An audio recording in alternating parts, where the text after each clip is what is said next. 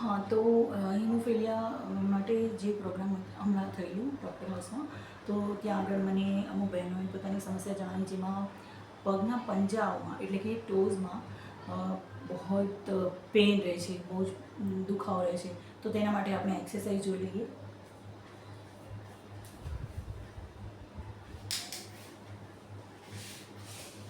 બંને પગ સીધા, બરાબર.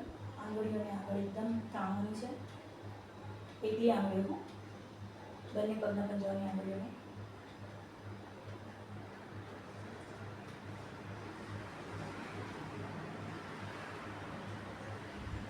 પાંચથી 10 વખત કરવાનું છે. ઓકે. પછી ધીરે ધીરે પોતાની તરફ લઈ જઈએ, ઊભો શ્વાસ લેવાનો છે અને સામેની તરફ બાર પગ જાય પંજા ત્યારે શ્વાસ છોડવાનો છે.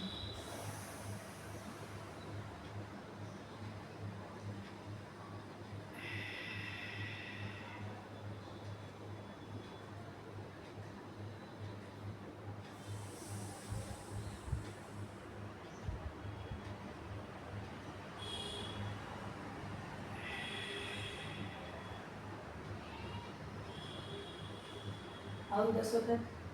ઓકે. પછી જમણેથી ડાબે 5 રોટેશન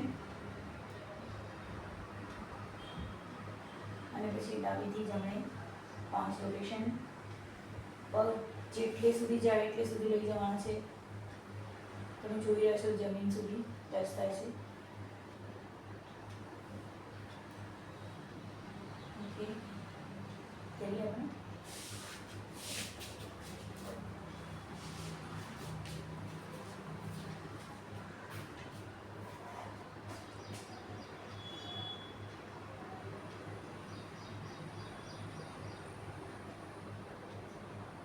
તેવી રીતે અહીંયા બંને પગ દિવાલે અડાઈ દીધા. ઓકે. ઓકે. ખ્યાલ હશે તમને. જુઓ, બંને એડીઓ નીચે છે, બંને પગો દિવાલ પંજા. હા, આવી રીતે તમારી પાસે તમારે ત્યાં સીડી હોય તો અડધા પંજા છે એ સીડી પર રાખવાના અને બાકીનો જે આટલો ભાગ છે એ સીડીની બહાર, એટલે 10થી 15 સેકન્ડ બસ. ઓકે.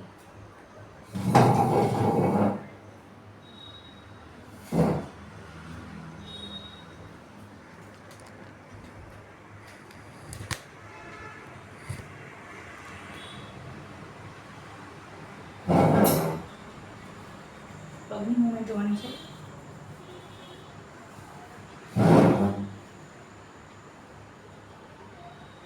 બંને પગના પંજા સીધા છે. જો તમને આમ બતાવું છું, સીધો પંજો છે.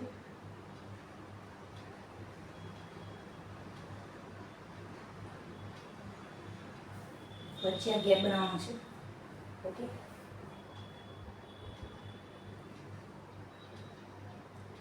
10 વખત કરવાનું છે બીજા પગેથી.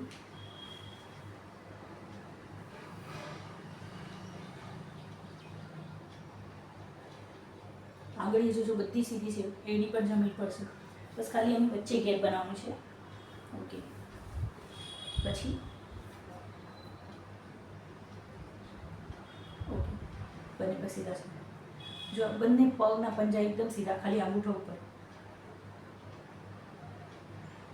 2 3 4 5. પછી પગની આંગળીઓ, ત્યારે અંગૂઠા નહીં વળે, ત્યારે અંગૂઠા ઉપર નહીં થાય. થોડી વાર થોભવાનું છે.